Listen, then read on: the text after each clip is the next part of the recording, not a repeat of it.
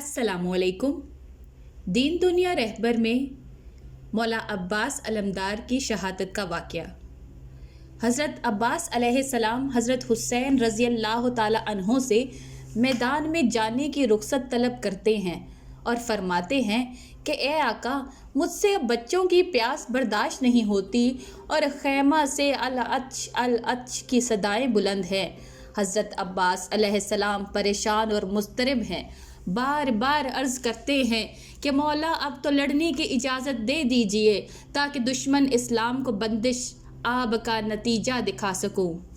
कदमों पे सर को रख के ये बोला वो मैं जबी, कब तक गुलाम सब्र करे या इमाम दीन। मुझको सुना सुना के ये कहते हैं अहले कीन, अब फातिमा के लाल को यावर कोई नहीं। आप अलैहिस्सलाम ने फरमाया, ए अब्बास, तुम मेरे कुव्वते बाजू हो, मैं कैसे मैदान जंग में जाने की इजाज़त दे दूँ। भाई, अगर तुम जाना ही चाहते हो जंग ना करना, क्योंकि आप जानते थे कि अगर अब्बास अलैहिस्सलाम लड़े तो जंग का नक्शा बदल जाएगा। हो सके तो इनके लिए पानी ले आओ। आपको इजाज़त मिल गई। खैमे में दाखिल हुए, सबसे रुखसत हुए, सबको तसल्ली दी।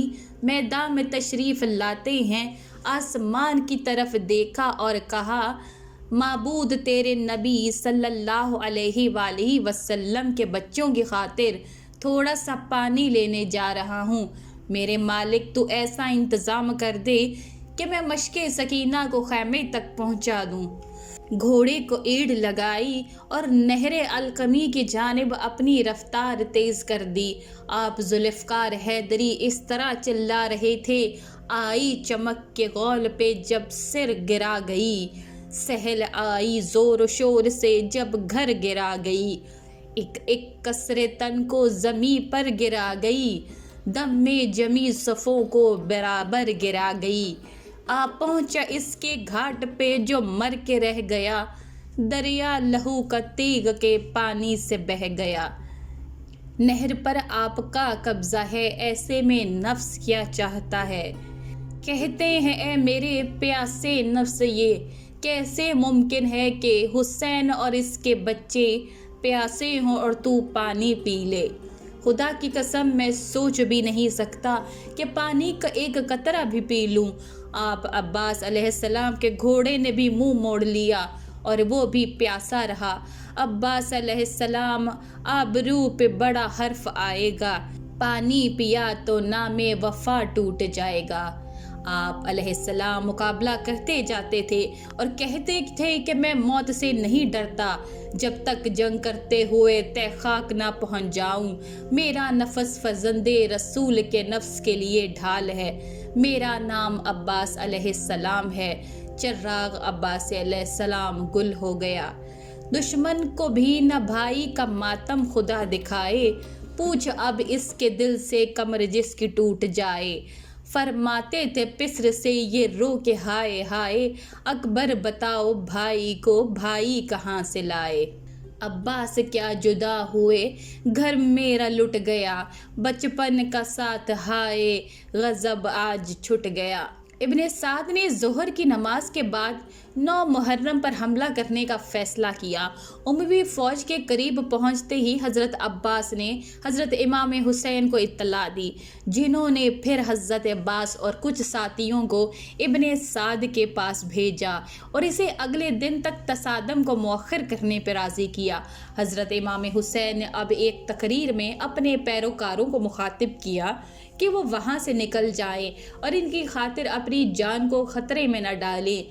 जिसके बाद अब्बास ने सबसे पहले इसकी हिमायत की तजदीद की और कहा कि वो ज़िंदगी या मौत में अपने भाई की पैरवी करेंगे। इनके पैरोकारों में से किसी ने भी इन्हें नहीं छोड़ा।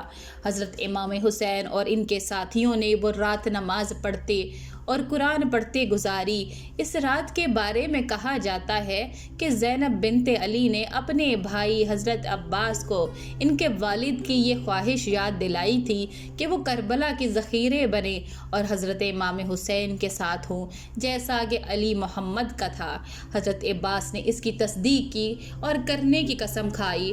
عاشورہ 10 محرم کی صبح حضرت امام حسین نے اپنے حامیوں کو تقریباً 72 آدمیوں کو منظم کیا اور حضرت عباس کو اپنا عہدے دار مقرر کیا، جو اصحاب میں ان کے مراد یافتہ مقام کی دلیل ہے۔ اس کے بعد حضرت امام حسین نے دشمن کے صفوں سے بات کی اور ان سے پوچھا کہ انہوں نے حضرت محمد صلی اللہ علیہ وآلہ وسلم کے نواسے کو قتل کرنا کیوں جائز سمجھا۔ اموی کمانڈر الحر بن یزید التمیمی اس تقریر کے بعد حضرت امام حسین کی طرف سے منحرف ہو گیا۔ اموی فوج نے پھر کیمپ پر تیروں کی بارش کی۔ اس طرح جنگ کا آغاز ہوا جو صبح سے غروب آفتاب تک جاری رہی اور اس میں ایک ہی لڑائی، جھڑپوں، حملوں اور پسپائی کے واقعات شامل تھے۔ جنگ کے دوران حضرت عباس نے اصحاب کے ایک گروہ کو بچانے میں مدد کی جو دشمن کے گھڑ سواروں میں گھرے ہوئے تھے، تاہم دوپہر تک تمام صحابہ شہید ہو گئے اور ان کے بعد بنو ہاشم تھے۔ حضرت عباس اور حضرت امام حسین اس وقت الگ ہو گئے تھے جب انہوں نے جنگ کی آخری گھڑی میں فرات تک پہنچنے کی کوشش کی۔ حضرت عباس نے آخر تک بہادری سے لڑائی کی۔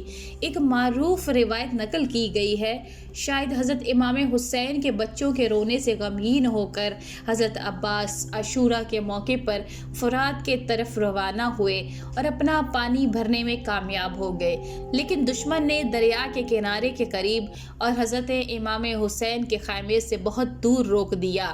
اکیلے لڑتے ہوئے ان کے دونوں بازو کٹ گئے اور پھر وہ شہید ہو گئے۔ حضرت امام حسین کے آخری جنگجو کے شہید ہونے کے بعد اموی فوجی اکیلے حضرت امام حسین پر جمع ہو گئی۔ حضرت امام حسین بھی آخر تک لڑتے رہے۔